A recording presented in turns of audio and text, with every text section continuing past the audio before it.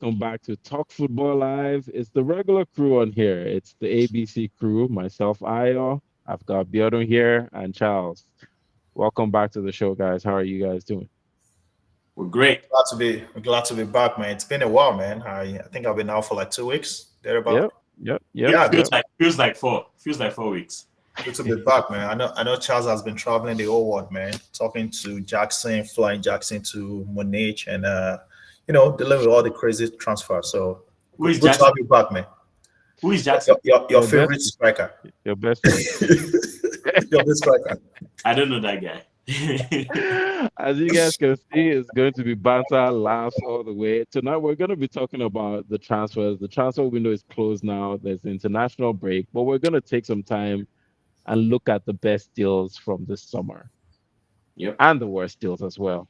If you haven't yet, please hit that like and share, subscribe Yes, button right now. yes. Please let's stay with us. You know, we're here for Subscribe. you every week, and we love to see your comments. We love to see your engagement. All right, let's Yes. dive right into it. We came across a list from The Athletic ranking the 155 transfers in the EPL this summer. And we're going to take a look at that list. We'll give our opinions of the top 10. We won't go too deep into the list. So we'll look at just the top 10 and some of the worst ones as well. Yeah. And, we'll just talk about transfers. There's no more here we go. Here we go. We have stopped going. Nobody's going anywhere again. We have Yeah, gone. man. In 5 months, man, we're back to here we go. I know, right? We have But gone. now we have gone. For now, we've gone. What's it No more long? movements. All right, let's bring up that list. I'm looking And and I'm wondering where is Sesko on the list? Sorry, who is Sesko? I'm, I'm asking. so the athletics and the athletic, they take a lot of things into account. When I looked at the way they ranked, it was based on value for money. So it wasn't just how much they played, it was in terms of value, how well they thought the player would fit into the team. In fact, let's scroll up a bit here and look at the methodology that they used up here. So here's what they said. It's not ordered purely by ability, but also Mhm. by cost effectiveness, how important they will be to the team that has signed them, and whether they feel a dire necessary need in a certain position. So it's first team senior players only, no players like Amin Prexy or Mamadou Sarr, players that likely won't play or that have been already, sent out between, Todd Bolly sending transfers to another Todd Bolly. You know how we do. So number 10 on this list is, and I mean, Granit Xhaka is a really good one. There's Kyle Walker up here, Travis Simmons. But number 10 is Liverpool to Brentford, Karim Kala. What do you guys think? So first of all, let's look through the 10. Tell me what you guys think. Are there players in here that you guys don't think belong in this top 10? The first one. Alinia? No, I mean number 10. The first one you just mentioned. Okay. Um, good deal. Good deal for Brentford. I guess I see why they put it in the top 10 because he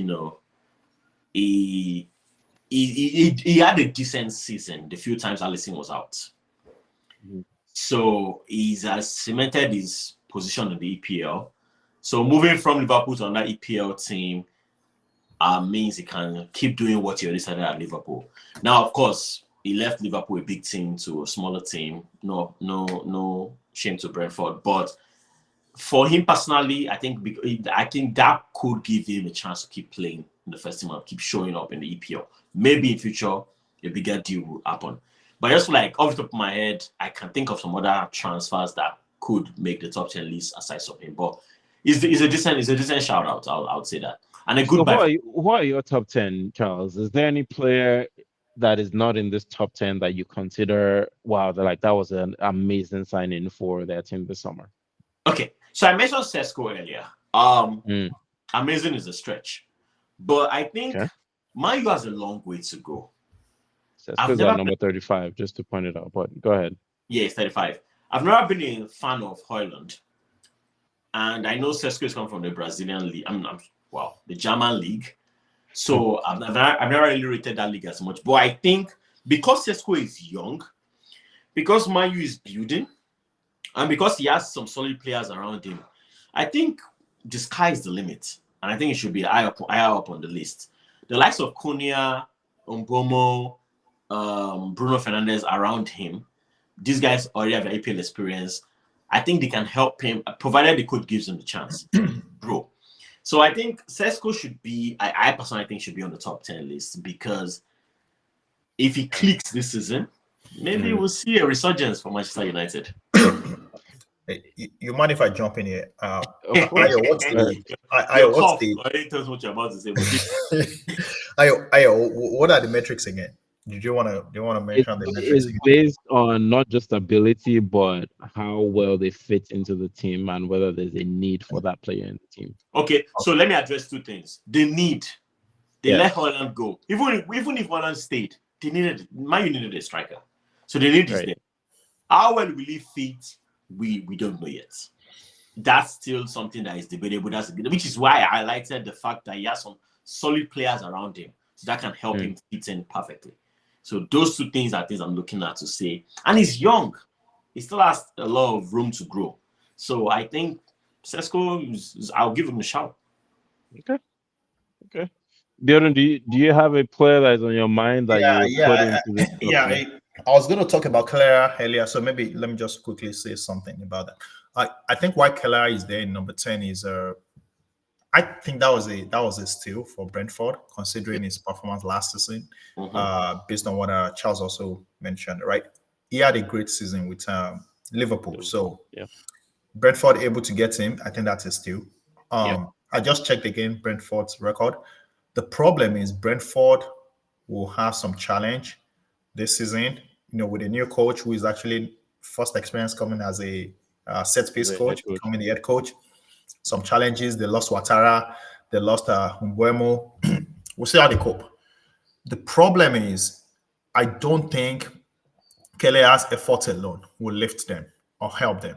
They need more players from the team to rise up to help Brentford, right? Not relegate or probably fall very, very low on the table. So that's one. But Kelea as a goalkeeper, as a player, I think is great. And I think that's a very good acquisition for Brentford. So I agree with him coming up as number 10. I think that's a good deal.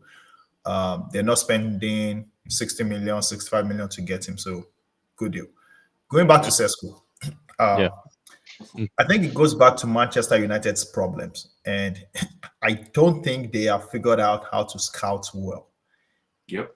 It might be too early, but with what I've seen, I am glad. I'm actually excited because I was worried that Sesko will be a problem for all of us.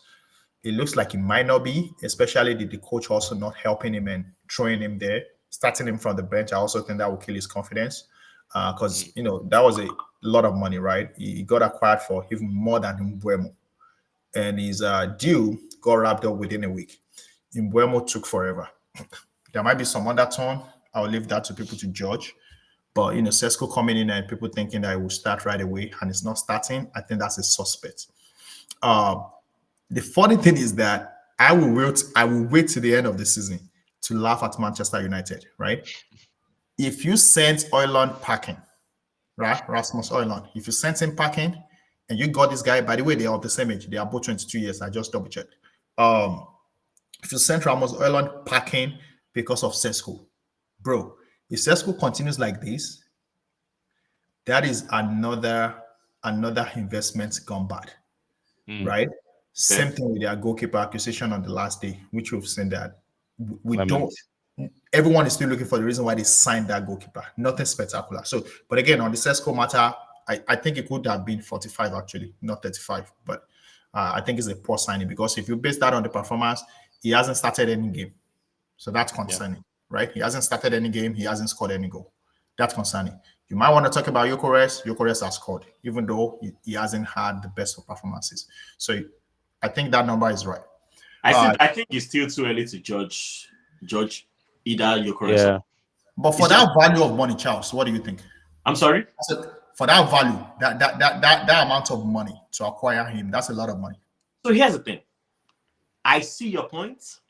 That's a lot of money, and he's not starting. Or he hasn't started so far. But it's been 3 games. I think by the time we get to game 10, game 11, if he consistently comes from the bench, that's a problem. But game 3, could be fitness, could be the fact that he's still getting to understand the system, could be so many things. Could be lack of confidence. He's in a new league, coming from Germany to England. There could be so many things. Now, I understand Gyökeres came from Portugal to England. You can say that about so many other players that come in and start immediately. But I just think it's just still too early to say he hasn't started in 3 games. There's an issue going on. I think it's too early. Bro. Yeah, I think it's early. I liked Sesko. I liked what I'd seen of him before in the Champions League. But as Biodun is pointing out, I think if he had come to Arsenal, I wanted him to come to Arsenal, and I was hoping that we'd actually get both of them. I was going to get Gyökeres and Sesko. That's what I would have done if I was in charge of transfers. I would have bought both strikers. Greed. Because you get one for now and you get one for later. And you get that one that's for later also as an Sesko would probably have been starting off the bench too if he had come to Arsenal, if we had gotten both. But it's saying something that he's gone to a Man U team that is struggling, that don't quite seem to have a transfer strategy. Remember, Charles, you said Cunha was maybe a missing link for Arsenal. Do you still think he is after seeing Cunha at Manchester United? Because I was vehemently against him coming to Arsenal. So here's the thing. Yes. Answer your question in short term. Yes. Players sometimes depends on the team you're playing on. You make the best. Cunha was arguably the best player in Wolves. You understand? Yeah. So he's the best player in one team. I think it could fit into a lot of other teams in the Premier League. So if let's assume you didn't buy Gyökeres, Havertz is injured, and you bought Cunha to play up front with Martinelli and Saka, I think he can deliver. He has the EPL experience. He plays with fire in his belly, and I think that's something a lot of players lack. So yes, also a question. I think Cunha could have done it for you guys, because I also think just as he can play on the wing, he's not the most classic 9, but he actually sometimes can play that way also. I think it can work for you guys better than do I like players with fire in their belly? I think back to Suarez. That was a player I loved and wanted to see at Arsenal. Do I think Cunha plays with fire in his belly? Yes. Is that a player I want at Arsenal? No. There's something about Cunha that just seems disruptive and not consistent enough. He's that player that will come up with a flash in the pan. He'll do something amazing. And then a lot of times, like, he'll look good, but you're like, you did all of that, but I don't see any end product. And that's what I've seen from the first 3 games at Man U. And now he's injured. There was a lot of flash. I didn't see a lot of end product. Results. Okay. There was no results. Maybe it's part of, it's playing the Man U. Let's blame Man U. So I get you guys' point. To Man U now, but yeah, go ahead. I see where you're going, but I just want to push back on some things where I actually think I disagree with you guys. Okay. And this is me looking at Man United. So earlier in the season, previous podcast, I kind of predicted that Man U will finish top. They can still finish top, but I'm seeing flashes of the issues coming back. So I'm out to top what? Top 6. I put them in top 6, right? With things right now, probably put them in top 8, right? But I think if things change, better for them, they can still be top 6. But I'll leave that for another day. The reason why I said that was that what I thought he was trying to do pre-season was that the club has issues. And to me, I see it as when an organization has a problem, it's an opportunity for you to come in and shine and make an impact. It basically makes it 50-50 for everybody, right? In this case of Manchester United, they acquired new folks, and I was hoping that these new folks will be folks that can then take the club back to the level that it used to be. That's a good strategy in itself, right? That's a good way to think around it, right? When there is chaos, there's an opportunity to fix things, right? That's why I was looking at Cunha coming in, Umbuemo coming in, right? Bruno Fernandes that lifted them staying, right? Then you have the likes of Dogo, the young boys, right? And you have like Hamad, right? So they've sent back in like Garnacho that are destructive and disrespectful and disloyal. So you see an opportunity right there, right? That's what I was thinking. And it could still work. However, the midfield, there has not been a work done on that midfield. Yeah. And that is actually the engine of most things, right? So you still have the old Casemiro that is playing with experience, but the power is not there. The physicality is no longer there, right? He can't play 90 minutes and give you the same thing. And it's so funny that even Casemiro's performance is way better than people like Ugarte. So they invested in Ugarte that is not even near Casemiro. And Casemiro is older. So you see a problem right there, right? And they have to then sit Fernandes deep to compensate for Casemiro. Whereas we know that the best position for Fernandes is to let him free. It's closer. If you let Fernandes free and Cunha free, that's a better attacking option. You see what I'm saying? The reason why I fought Sesko is that this was the same Sesko that was crying out there. See, you need to understand when players make a lot of noise, you have to back it. Isak had gone on a strike. He has got his transfer. He's not hiding. He cannot hide. He has to perform. Sesko made a lot of noise. He got his transfer, but he's not showing up. That is the problem that I'm calling out. When Arsenal was chasing Sesko insisted of, we don't know how true is it, but we heard things like he insisted of, I have to start, right? Gyökeres, the same thing. I have to be a starting 9, right? So chasing them, they were like, okay, are we getting a player that is willing to not start games and willing to play as a team player? You understand? So that's on the Sesko. Now he came here now, and we heard that the penalty against Grimsby, he couldn't even take the first one. If you are a striker, my brother, and you were bought for like 75 million, you take the first shot. You take the first shot, bro.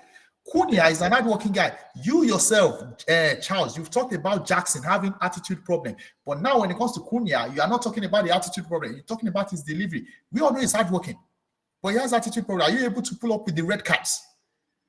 You understand what I'm saying? But you will call that out against Jackson, but you will not see that in Cunha. I watch Jackson more than I watch Cunha. So I see the attitude of Jackson more than I see the attitude of Cunha. I don't watch every Wolves game. Cunha has temper. Do you remember last season when he was even fighting the fans? He was even fighting the fans. No. This is the same guy that did the U-turn. I may not have sign contracts, not sign contracts. I may not have of Cunha's attitude. I see all of Jackson's, so I can speak more on Jackson's because I see it week in, week out. You have to say everybody, sir. Let's go on to Liverpool's transfers. The big one, of course, and the biggest transfer, not just this summer, but British record transfer, right? Alexander Isak, £125 million on the deadline day to Liverpool. Is it a top 10 signing for Liverpool? One, are there any other signings that Liverpool have made that you guys would rank in the top 10? So can we agree that Florian Wirtz is a flop so far? It's 3 games, Biodun. So far. Okay. Here's my point. I will continue to say that until you people stop attacking Gyökeres. Who attacked? No. Not you. Not you, but that's exactly the point. I said it because I want you to react. People go after Gyökeres, but they don't say it's 3 games. But when I call out people like Florian Wirtz that has had a worse performance, then you say it's 3 games. Not you, but that's the general conversation. The people who are going after Gyökeres are fans or anti-fans of Arsenal. So they are just okay. I'm anti-Liverpool as well. I know. They are really just trolling you. To go after Gyökeres. Gyökeres has played 3 games and scored 2 goals. Come on now. Florian Wirtz has not made an assist, has he? Maybe 1. I don't assist. But the point is, you can't say because we are going after Gyökeres, you're going to go after Wirtz. No, you don't understand what I'm saying. I'm not saying because of that. I'm saying when people talk and not put perspective into it, just leave these players alone. I've said it from the beginning. To be honest, I think I told Ayo, I am not putting Gyökeres on a scale this first season. I usually just let players be first season. I don't care. But you are putting Arteta on the scale, right? No. Okay, now you're changing the conversation. You want to talk about players. I'm just joking. Charles is looking for a reaction. Let me go to Ayo's question. What's the question again? Is Isak supposed to be in the top 10? is Isak in the top 10 for you guys? Is he number one? Is he the best transfer this window? And are there any other Liverpool signings that you guys rate in the top 10? That's how we started talking about first. So I'll be biased. Isak is not in my top 10. He's number 2. Because the number 1 signing for me is a Chelsea player, which, of course, like I said, I'm biased. João Pedro for sure. Yeah, João Pedro, to me, the signing of João Pedro was just interesting. He came, joined the competition, Club World Cup, and started performing. And I have low-key been a fan of João Pedro in Brighton. I like the way he plays. I didn't see the signing coming. Once we got Delap, I thought we were done. So it was a surprise signing that has so far paid off. He's gotten a goal or an assist in every game he's played so far. That's right there is number 1 for me. Now, to Isak. Isak is number 2 because I've been a big fan of Isak for years. I've had fellow Chelsea fans of mine talk about how, he's injury prone, he's young, he's new to the league. I've heard it all, you understand? Mm-hmm. But from the first day I saw Isak kick a ball in Newcastle jersey, I knew there was something in there. You understand? So I'm a big fan of Isak.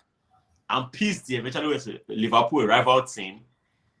You know, I would say I'm wishing him the best, but I'm not really wishing him the best. Somewhere of it, the truth is, I'm not wishing him the best. If Liverpool can get the same Isak that Newcastle had last season, they're gonna win the league. And they're not only winning the league because of only Isak. They also have Ekitike, who is not really Isak's backup, but can be his backup. So you have 2 strikers that seem to know what they are doing. And we've seen Isak in Newcastle. We've seen Ekitike in Liverpool in the first 3 games, you understand? So we can say they both know what they are doing when it comes to being a striker. If you have those 2 players on a team, barring injuries, even if one gets injured, the other one steps up. The sky is the limit, man. So yeah. How do you think Liverpool play them? Are they going to play them together? Does Thought switch to a kind of 4-4-2? Does he go Isak on the wing, Ekitike as striker, or Ekitike on the wing, Isak as striker? I've heard Ekitike played on the wings a lot before he came on the left, and that's where he might end up, and they might start Isak up front because, you know, he's been the striker for a few years now at Liverpool. What are your thoughts? What do you guys think? There are a couple of options. I think first of all, I think it would be unfair to not play both. You got to figure out how to play both. You know, those guys are like Biodun would say, all that money and you don't start? Nah, you have to start. So, like you said, Ekitike has played on the wings before. So, if any twist is going to happen, it's going to be him on the wing. But I don't see that happening because I think, just my opinion, slot favors Gakpo. And I'm thinking that's probably why Luis Diaz was sent out eventually. Because they're both Dutch. Gakpo on slot, you know. But the point is, there's going to be a way to play. Why are you laughing? No, because you basically just called out nepotism. That's what you just called out. I whispered it. But anyways, the point is, I think there's going to be a way to play both up front without really tweaking the team as much. Either play Ekitike on the wing or switch to like a 3-5-2, 4-4-2. It's going to be interesting to see. Now, I don't have the answer because I'm not the coach. But I think Isak is definitely going to play up front. Isak needs to play up front. Ekitike, play behind Isak, play on I was going to ask what Biodun would say. What Biodun would do. Okay. Charles is saying both of them have to play. What do you think? Before I get into that, I think we need to understand something. Liverpool is building. Yeah. And they are not just building. They're building for years to come. And of course, they want to retain the title that they won, and they want to go after Champions League. They are favorite for both EPL and Champions League. That's the fact. Let's not take that away, right? They are the favorite for both Champions League and EPL. So if you are worried about EPL, you need to worry about that. I mean, tell me a stronger team on paper. Tell me a stronger team on Champions League. They are favorites for EPL. Okay, so I have a question to you, both of you. Tell me a stronger team on paper that is a favorite for Champions League. PSG. Okay, yours is PSG. Ayo. Real Madrid. Barcelona. Really? 1-on-1? You want to compare Real Madrid with this Liverpool team? Really? Yeah, they kept Mbappe and Vinny Jr. All right. And So when we talk about Champions League, we'll come back to that. But at least I'm going to keep it in my memory. So you pick Real Madrid, you pick PSG. All right, we'll come back to that. This is what I see them doing. PSG and Barca. No, I think Barca has a problem. Remember, they signed only one player. No, hold on. Charles, they signed only one player. That's a defending champion. Signed only one player. And on loan. Rashford. Remember the last No, time that's not how to defend. That's not how to defend the league. That's not how to play in Europe. You sign hold only one on. player. Just 1 point. Remember the last time a team signed only one player, and I said that's a problem for them. And Okay, so that's different, right? They Because didn't that's start off the league struggling the way Barca have started this season. But Yeah. we'll come to that. So We'll come again, to that. we'll come Barca to that, right? struggling. Also remember that the striker they have is that 7-year-old. He cannot play full game anymore, Lewandowski. So, but we'll come back to that. And they have young boys that need experience. But we'll come They back have to Rashford. Salah is going to go to AFCON. Salah is going to go to AFCON. Right? He will get his game time between that. So you have to think about that. Yes. You have to think about Salah not around for like 2-3 months. They need to sign a player. Gakpo plays on the side, on the left side today where Diaz used to play, right? Remember, after this international break, guys, go and check. It's 2 games per week going forward. So go and check. Yeah, it's 2 games per week because you have 55 players. You have EFL, then you have FA Cup. So the double-decker Chelsea makes sense, right? But going forward, it's 2 games per week. You are the one worrying. They know what that means to them, right? It's a rotation. I actually think that Gakpo will keep that. So I'm talking about starter now. Yeah. Gakpo will start on the left. I think Issa will come into the middle. I think Salah starts, and I think Ekitike comes in for either Gakpo or Salah. That's what I think will happen if they play 4-4-3. If they play 4-3-3. If they play 4-3-3. With Wits in the middle, right? Wits in the middle, Gravenberch, and maybe Soboslai or McAllister. Frimpong gets back, right? So that's 4-3-3 for them. If they play 4-4-2, then Gakpo drops back, Salah drops back. Then they have, actually, I think it's going to be Salah and Isak because they both can run and go sideways, right? Salah loves that long ball, right? Drop to him. Remember, this Liverpool team, I've always said it from the beginning. They rely on the physicality, the strength. Sometimes when they don't get things right, they have no idea. The idea is from Van Dijk, lump the ball, push it back up. Alexander-Arnold, send the ball. That's their style. They have no idea. When they can't do anything, they can't figure things out, they start lumping it over to Salah because they use the space. So it's going to be 4-4-2 and it's still going to be Isak and Salah. So you see Wirtz dropping behind Isak and Salah. So either way, Ekitike is coming from the bench. Yeah, then Ekitike will always start from the bench. That's me. Now, when Salah goes on AFCON, Ekitike will have playing time. Then when injury happens, then it becomes who is available. Isak too had injury last season. If you guys don't forget, right? He didn't play all the games, right? So they are also planning for that. And when he has injury, Ekitike can only slot back into the middle. That's how I think they will play. Okay, I can rock with that. What I want to look at next is Manchester City. So Manchester City have signed a lot of players, but the main one in this top 10 list is Ryan Cherky. We've seen a little bit of him. He's struggled. He's gotten injured. He is, but not in the top. Let me pull in Rangers. I'll get that for you. Go on, Ayo. I'll get it. Rangers is number 19. 19. Okay, cool. Yeah. What's your question, Ayo? Yeah, my question is what you guys think of Ryan Cherky and the other signings that Manchester City have made over the summer. So Rangers is one of them, yes, but Cherky is rated at number 3. What do you guys think of Cherky? Chelsea, want to go first? Or you want to go? I don't know what to think of Cherky. I say that with all honesty. Have you watched him? Have you seen him in the first 3 games? And I've seen him, and I still don't know what to think of him. Okay. And it goes back to the number of signings Manchester City has made recently. You understand? You don't know who is where. Say that again. I said you don't know who is where. You mentioned that on one of our previous recordings. Yeah. I still don't know how Pep wants to play and who plays where, especially in the attacking midfield, attacking area. The likes of Reinders. There's a guy they signed last season to replace Rodri. Rodri was injured. Nico Gonzalez is still there, right? Yeah, he's Reinders is there. Nico Gonzalez there. The likes of Bernardo Silva is still there. We still have Foden. We know Alan is going to play up front. So far, it's been Alan up front, Mamouche on the left, and who plays on the right? It's been a mix. It's been a mix. Bernardo Silva's played on the right. They started Mamouche and Doku on the left. I think one game Mamouche played on the right.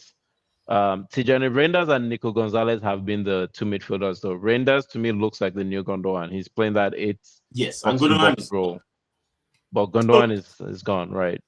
so the point I'm trying to make is Shirky is like I call him a wild card, which could be a good thing or a bad thing. I don't know what to think of him yet, but I think it goes back to the old fire in the belly player. He has something to prove, and he has something to offer. Rather, he has something to offer, and I think he's also slightly versatile. So I am looking forward to where he will consistently play as the season goes on. That will determine how much value he can bring to the team. The story is that he was brought in to replace De Bruyne.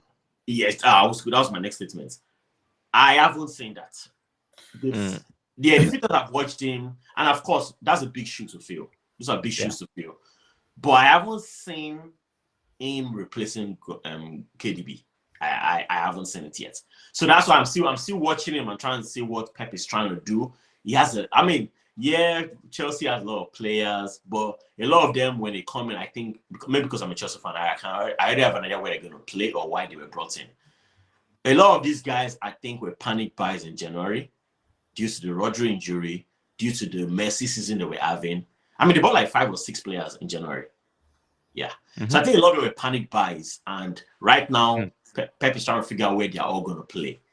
And I think it's a little bit confusing for me. Biodun, your thoughts? Yeah. I think number one, let's say thank God that this confusion and problem with Man City is happening. Yeah, I mean, if not, we'll all be in trouble, right? That's they've won EPL 4 times in a row, so that's a problem. I'm excited that they're having these issues. I think it comes down to their manager. I think it has a problem. Personally, it's pretending and showing people that it's good, that it's all together. I don't think it's all together. I think he needs a break. And I'll tell you why. When he was on his A game, he built that team with certain people having a regular starting shed, right?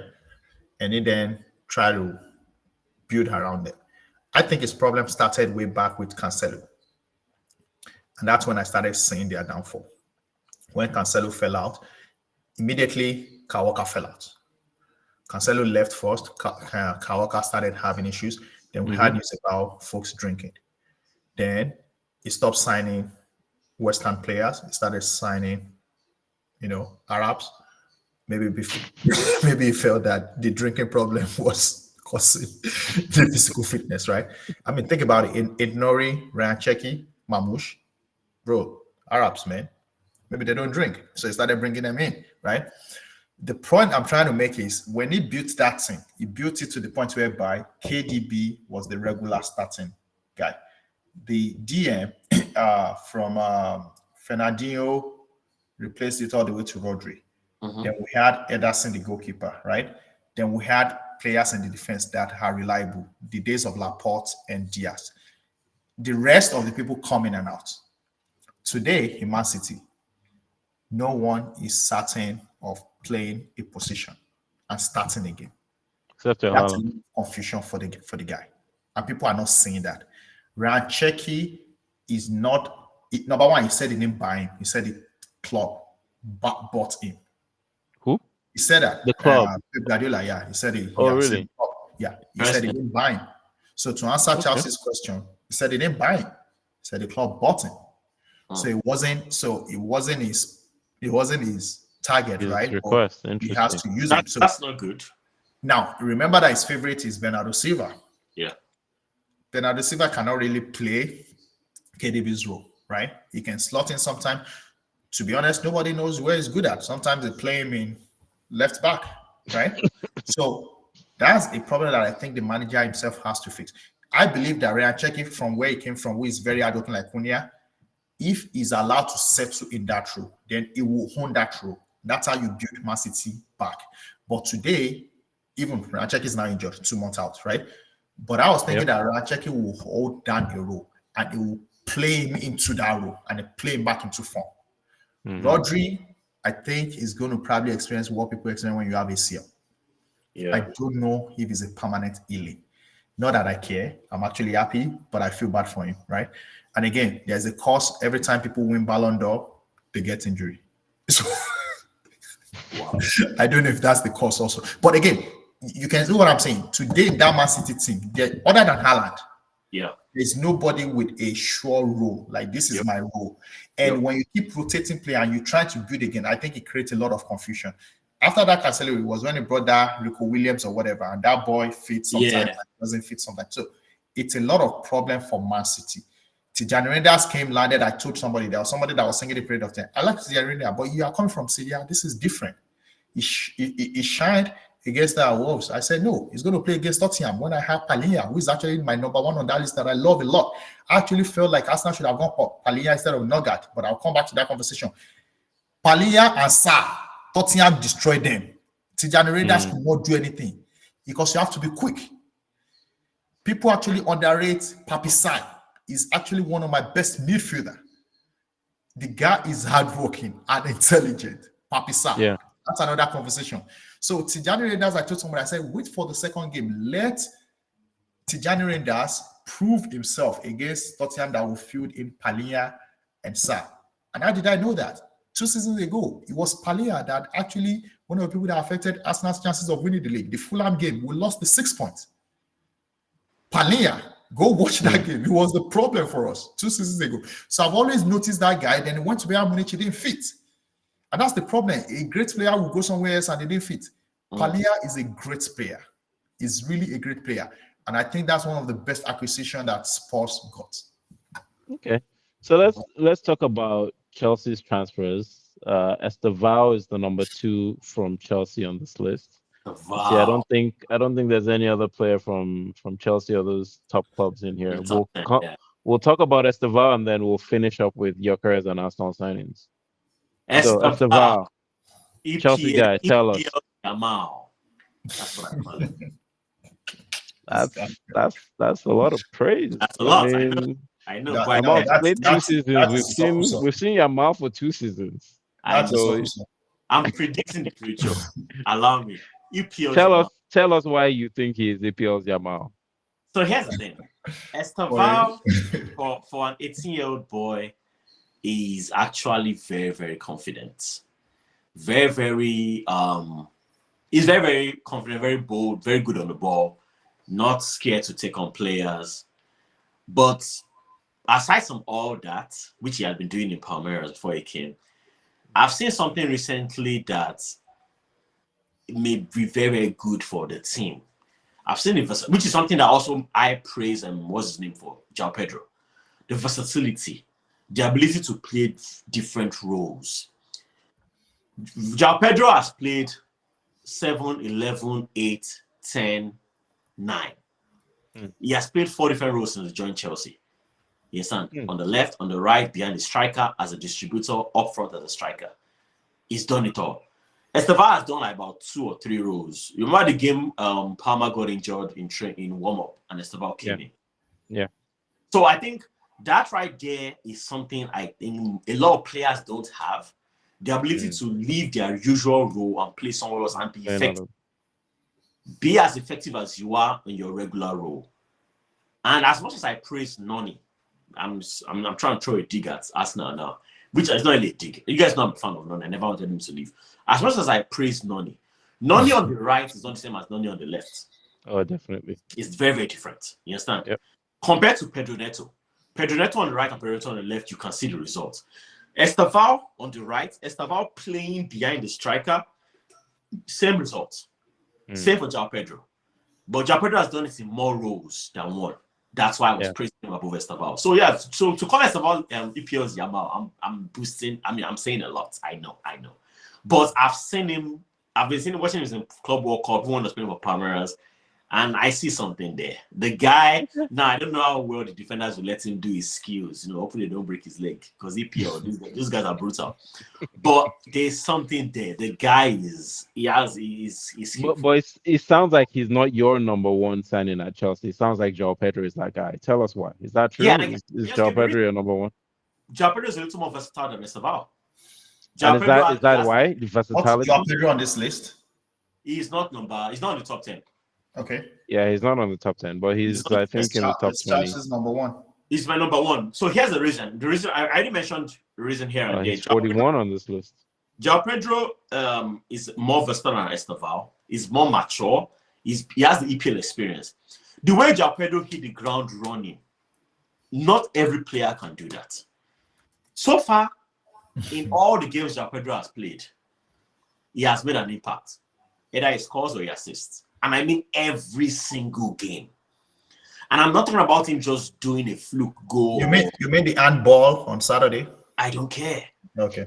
Was it a goal? Yes. So the point I'm trying to make is for a player to come in, he was snatched from holiday in the summer, came into the Club World Cup, hit the ground and started scoring, and he's constantly scored or assisted in every single game. And that's even their job. Is a professional footballer. So is Sesko. But anyways, he was on holiday. What João Pedro brings to on holiday. There was a game João Pedro played. I think it was the last game he played. He played 3 different roles. He started up as a striker. No, he started up behind the striker, behind Delap. Delap got injured.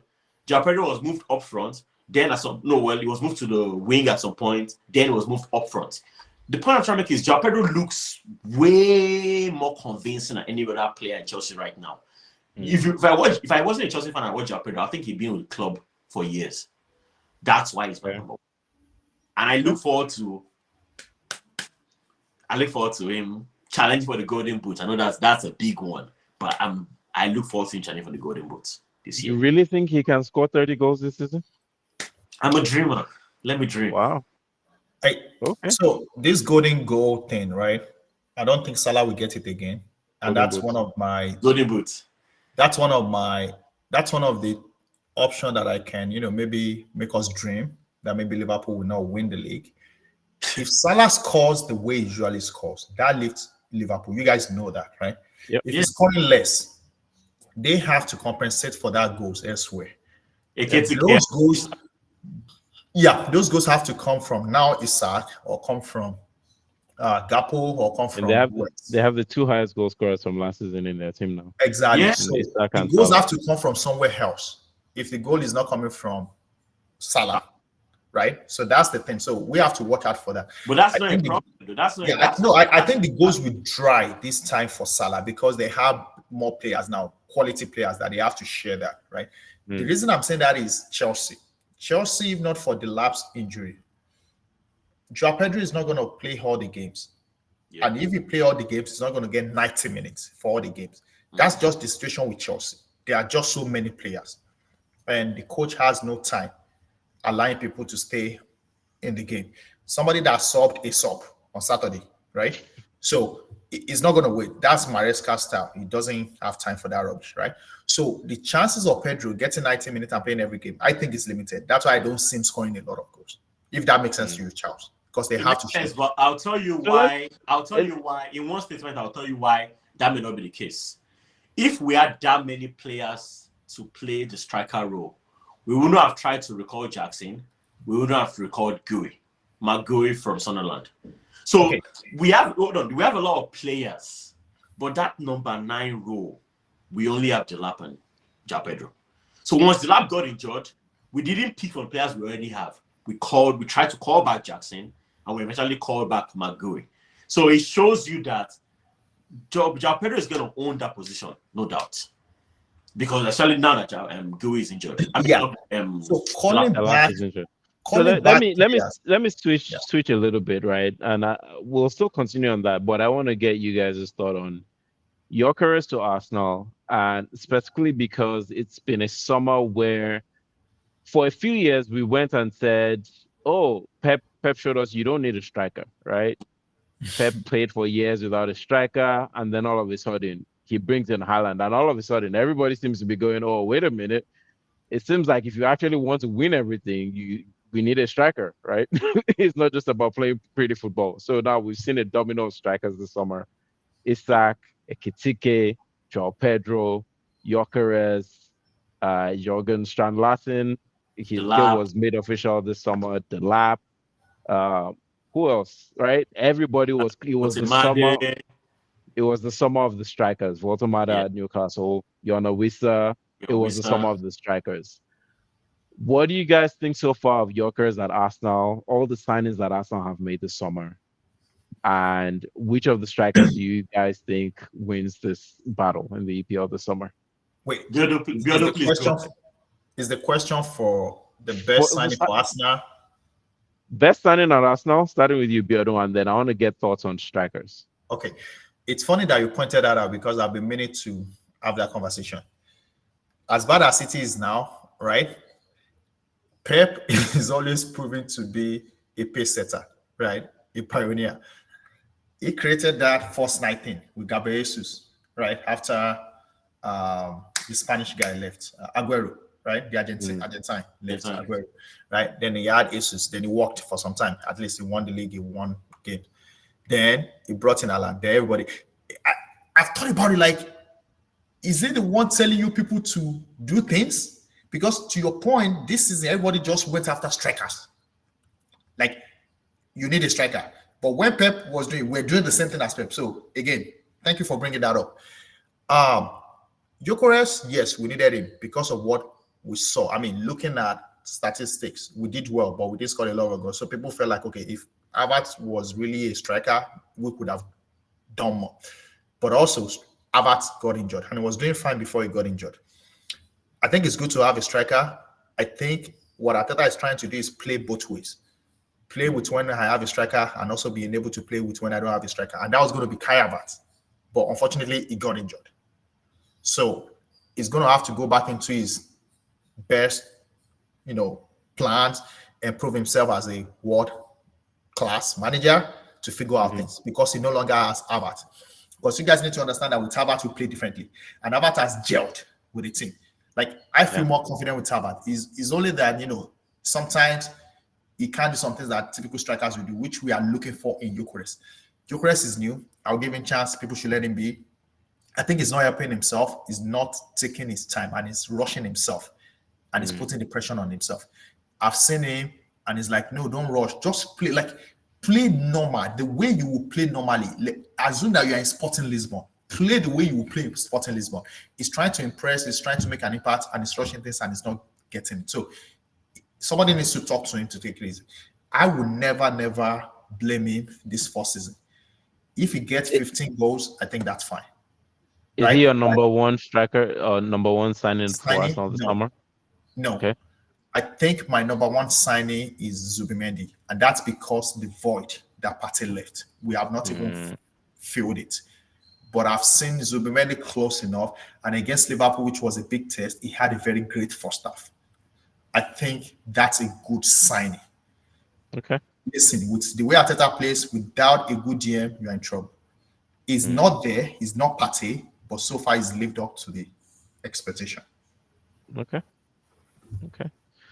Who do you guys think wins? And the last topic, who do you guys think wins the striker battle this summer? Who wins the Golden Boot? Which of the strikers? Real quick. Yeah. That's a tough one, bro. Let me jump in quick and say some things in regards to Arsenal's Gyökeres signing. I've been saying it for years. You guys are witnesses that I think one thing I stand there was always a striker. You need a real striker. You need a real striker. And I'll clarify right now because Biodun always likes to attack me when I talk. Always thinks I'm just teasing our fan.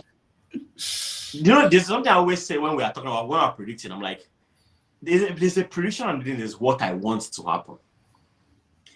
With Gyökeres, see, I wanted Sesko to come to us now because I felt Sesko is still young, still growing. He may need some time. Gyökeres' number of goals he scored last season, although it's Portuguese league, but with the confidence he plays with, I think you guys got your man. And I'm predicting it that Arsenal wins the league. I've said it before. But that's not really what you want. Hold on, Biodun. I'm predicting. I want to let the world know your mind. We know you. You lie to know your mind. You lie to us. So answer a question of who gets Golden Boot, Ayo. I think Gyökeres is definitely high on the list. Because Gyökeres, don't fall for it. As Biodun hinted earlier, with Ekitike, Isak, Salah, and Liverpool, they're going to share the goals. So maybe no one will get past 20, 25. But Gyökeres is the focal point for us now. Now, I think Gyökeres is great for us now. I think Gyökeres will can help you guys win the league. I'm predicting you guys will win the league. I like Zubimendi, as you mentioned, but I think Rice could have filled that void. There was a way around it. You could have choked that midfield. The likes of Merino could have, stepped up to cover. But that Gyökeres role, there was really nobody doing that job. Havertz wasn't the man. I've always said it. Now, hear me and hear me well. If you're watching Liverpool, Arsenal, Liverpool versus Burnley, you predict Liverpool would win because Burnley is just coming from Championship. But do you want Liverpool to win? No, you don't. So I'm predicting Arsenal would win the league because you got a striker. And something I've been saying for years. Now, do I want Arsenal to win the league? No, I don't. I'm a Chelsea fan, as you can see. All right. So I'm trying to make you understand where I'm coming from. When I talk about Arsenal win, I've been saying it for a while now. I think Arsenal will win the league. Get out of here, man. Now, you can be wrong. Predictions are allowed to be right or wrong. And I'm hoping. Don't worry. All I know is God knows your heart. This guy used Burnley Liverpool game analogy to describe that. You must be crazy, man. It's not what I want. What a useless analogy. The fact. So, anyways, I think Golden Boots is going to be hard though. But I think so. Here's the thing. I mentioned earlier about João Pedro, but João Pedro has the luck to share the goals with. Gui is back in. The likes of Cole Palmer, the wingers are still going to do what they do. Sesko, he has Konya and Cole to contend, even if he gets to perform. We already mentioned Liverpool. Haaland is the only one I think is still a figurehead in his team, just the way Gyökeres is for us now. So I think it's going to be between Haaland and Gyökeres. I agree with Biodun that Salah may not do it this year because of other people that they're going to share. Now, that doesn't mean Liverpool can't win the league because sharing the goals may not be. Yeah, I never said that. I'm just saying that he can't. No, I'm just saying. Right? So it's also going to AFCON. It's also going to AFCON. I know. Sharing the goals may not be a bad thing. It may even favor the team. But when it comes to the Golden Boots, I think it's between Haaland and Gyökeres. Just because those guys are the focal point when it comes to the striker position for their teams. They don't have anybody to contend with. Right now, I don't think anybody benches Gyökeres even on a bad day. So, yeah. Okay, that's fair. Biodun, do you disagree? You bet that on the strikers. I'm not going to jinx Gyökeres, and I'm also not going to put Gyökeres, put pressure on him. I'm not putting him right there as highest goal scorer. No, for me, honestly, I'm trying to set the expectation low for Gyökeres. If he gets 10, 14, 15 goals, I think that's good in my books for the first season. Guys, go look at Isak. He didn't have a great first season in England, right? Even last season, it was because he lifted that team. That team is not as good. So for him to do what he did is why we're talking about him. You understand what I'm saying? And the idea about it is that if he now goes to a bigger club, the job for him will be much more easier to do, right? Because people will work for him. McAllister will work for him. Soboslai will work for him. And he frees him. And that's what he likes. He takes the shot from anywhere. He knows where the net is, right? So Isak might still be a contender for that. Alan, definitely. I'm not putting Gyökeres there. I think you should look at, Pedro, if the lap injury stays longer. Chris Wood will have a lot of goals. It would. I mean, you have to think about players that will get the shit and that will play 90 minutes. You understand what I'm saying? Not players that will probably play 60 minutes and take penalties. What I'm saying. Chris Wood is always fit and he will be there. Nottingham Forest won't do as well as they did last season. So it's I know. But against those easier games, he might just get his goals. You see what I'm saying? So one or two. There. Arsenal has never played that way since, maybe we're going to have the experience like Henry and Aubameyang again. But that's what we're trying to get back. I don't know if we're going to get it this first season. That's the problem. I don't know with the way we play. The team hasn't really adapted to Gyökeres, and Gyökeres has not really adapted to the team. Yeah, he already has 2 goals in 3 games. I know, but that's against Leeds United, right? It doesn't matter. Does it matter? Yeah. I mean, you can wrap up your goals against the lower That's team. The point. That's how you get the golden boot. So we'll see how things work. I just think that teams that will suffer that will be Salah going away, Wissa going away for Nations Cup as well, Mbeumo going away for Nations Cup as well, Kudus going away from Nations Cup as well. That's when you start seeing teams that will have challenge around December, January, when there is also a lot of game and also winter. I'm glad that. Let me ask you this. I shouldn't say this, but I'm glad that we didn't sign any African player. So for me, it'll be between Haaland and Isak. Go ahead with your question. My question is going to be: if you could pick one person to win the Golden Boot right now, who would you pick? Haaland. I'm going with Gyökeres. Haaland for me. Yeah, because you like to jinx us. We know people should know you. Like your heart is evil. You just want to, like, I know what you're doing. People just don't know. They'll think you're being honest. And on that note, it's a wrap. Thank you guys so much for tuning in with us tonight. If you've watched to the end, and as always, You Biodun know, and stand your Charles, great ass. having You you know on what you are here. doing.